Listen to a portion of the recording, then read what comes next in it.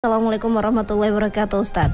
Waalaikumsalam warahmatullahi wabarakatuh. Islam ini sudah ada pertanyaan, sepertinya juga agak curhat ini ya Ustadz ya, dari sahabat hamba Allah yang ada di barat kota. Ini tidak ingin disebutkan namanya, tapi mudah-mudahan segera diberikan solusi yang terbaik. Assalamualaikum Ustadz Rahmat. Waalaikumsalam warahmatullahi. Ustadz mau bertanya, bagaimana kalau tetanggaku sering bertengkar sama anaknya sudah dewasa? Orang tuanya kalau ngomong kasar dan sombong. Jika bertengkar selalu saling sumpah menyumpahi. Saya sebagai tetangga yang di depan rumah suka merinding jika dengar pertengkarannya. Saya dan beberapa tetangga lain sering mengingatkan, tetapi malah kami menjadi sasaran. Sangat aneh Ustadz.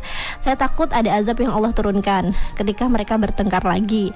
Padahal ibunya dan anaknya ini sudah tua-tua, di atas 40 tahun anak-anaknya. Nauzubillah min dzalik. Terima kasih jika Ustadz berkenan memberikan solusi pada kami tetangga yang merasa terganggu. Mohon solusinya Ustadz. Silahkan Ustadz Rahmat. Terima kasih. Ini kasus yang sangat luar biasa kalau itu benar terjadi. Ya, karena kita kan nggak tahu kebenarannya. Bagaimana sikap kita melihat tetangga yang antara ibu dan anak tidak rukun, bahkan sering bertengkar. Kan begitu ini intinya.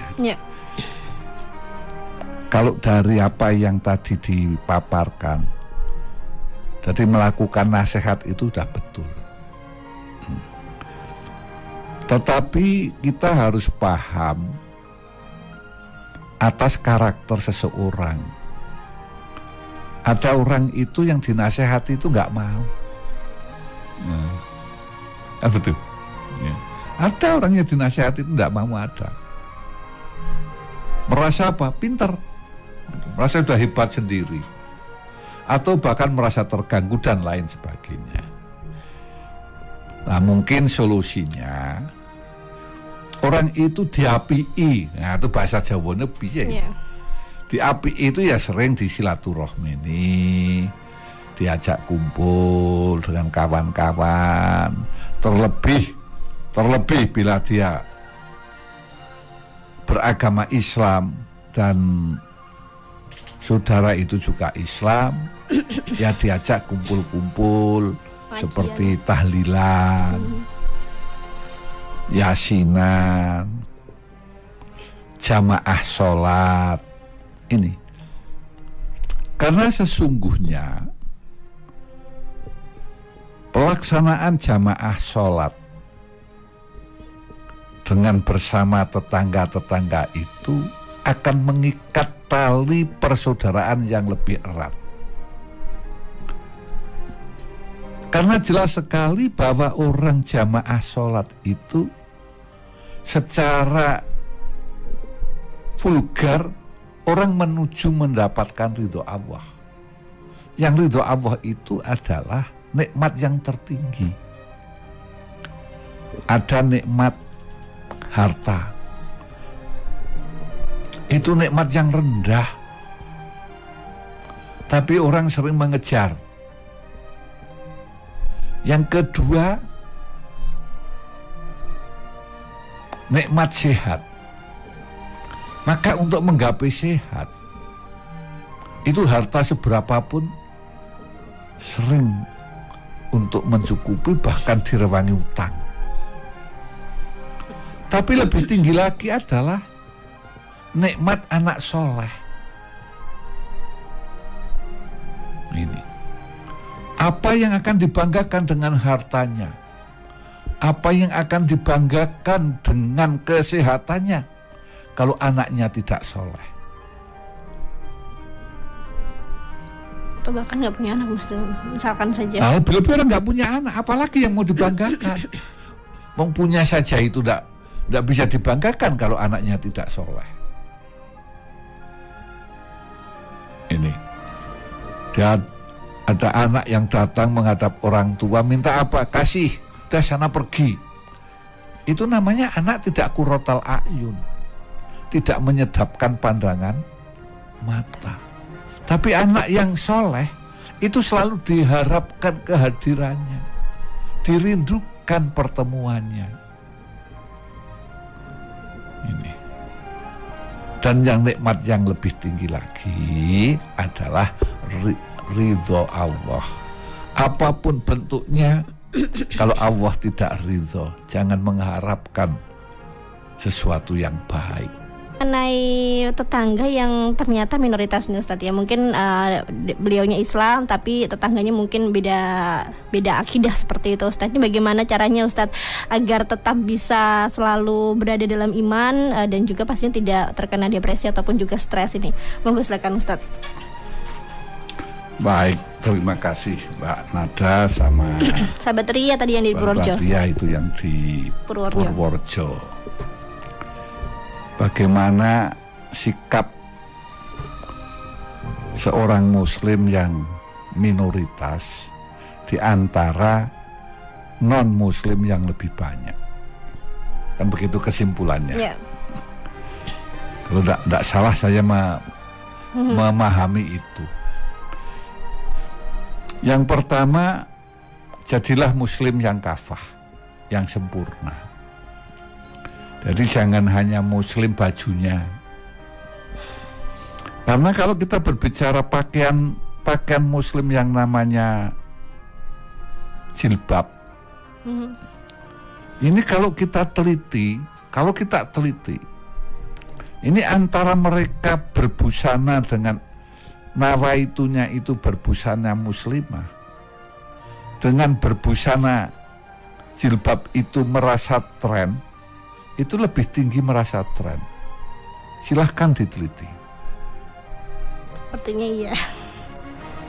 Kemudian lebih mudah lagi untuk melihat orang ini berbusana jilbab karena Allah, apa karena merasa tren. Itu dilihat kakinya sama tangannya.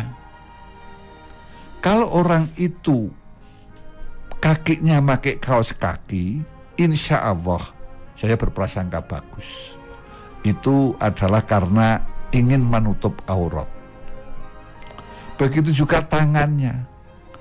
Kalau ugel-ugelnya, nah ini, ugel-ugelnya ini kok tertutup, itu insya Allah dia berpakaian karena Allah. Tetapi kalau tangannya itu kok sampai buka begini ini seperti ini, itu lebih pada tren. Kedua, bagaimana dadanya ini? Apa mepet, apa omber?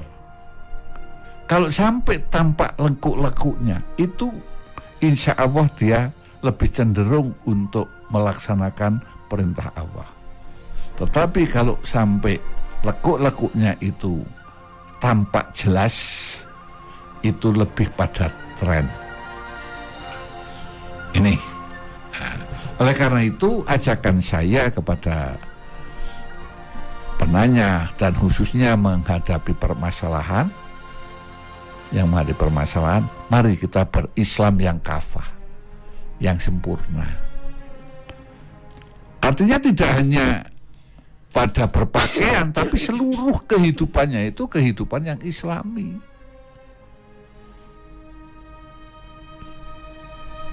Bagaimana Islam mengajarkan bertetangga? Gitu. Ya jadilah seorang muslim yang bertetangga itu ya baik, sesuai tuntunan agama. Meskipun mereka itu pemeluk agama yang berbeda. Gitu. Ada hak-hak tetangga. Ini. Insya Allah kalau tetangga saudara itu juga sama-sama beragama secara sempurna, baik itu mungkin Nasrani atau yang lain, tapi dia beragama, dia akan baik kok. Yeah. Saya itu alhamdulillah dengan pastor, dengan pendeta, itu ya baik. Bahkan dosen saya itu dulu ada pastor, ada pendeta. Ini mengajarkan filsafat barat, filsafat timur, yang sumbernya tidak hanya dari orang-orang muslim. Nah, Kalau kita sudah melaksanakan agama dengan baik, insya Allah kan diterima pada gilirannya. Ya memang butuh waktu.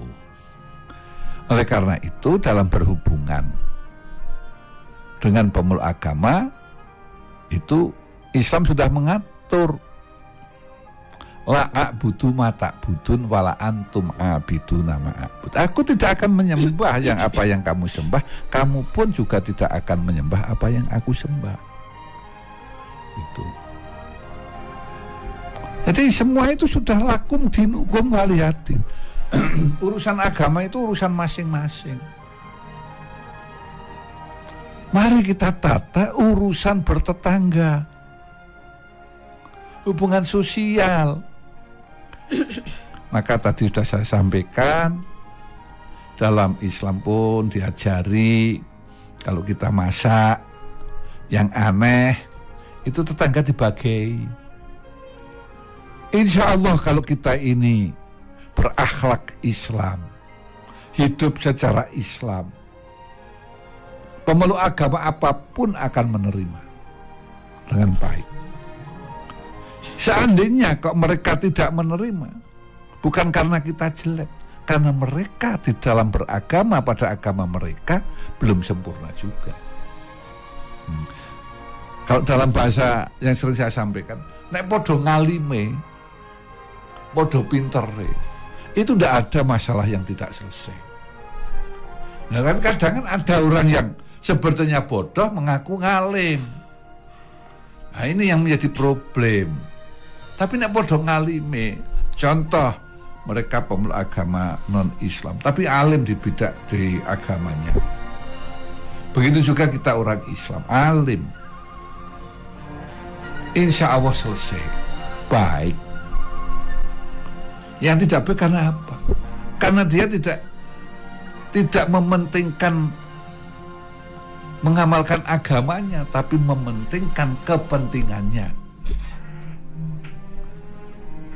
Sudah disebutkan di dalam agama lakum dinukum, urusan agama itu masing-masing. Ini. Tapi kadang karena semangatnya dakwah, tidak ngerti ilmu agamanya, atau tidak mendalami amal agamanya, ya sudah semua dikebiahu ya harus menjadi muslim semua di sini. Yang tidak muslim dibenci. Nah ini tidak betul, ini salah. Ya kita hormati.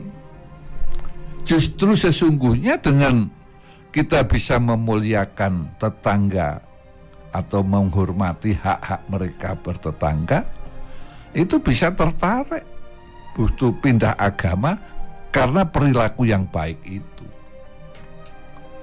Ini. Nakallahumma wa bihamdika asyhadu alla ilaha illa anta astaghfiruka wa atubu ilaik. Maha suci Engkau ya Allah dan segala puji bagimu. Aku bersaksi bahwa tiada Tuhan melainkan Engkau. Aku mohon ampun dan bertobat kepadamu. Wassalamualaikum warahmatullahi wabarakatuh.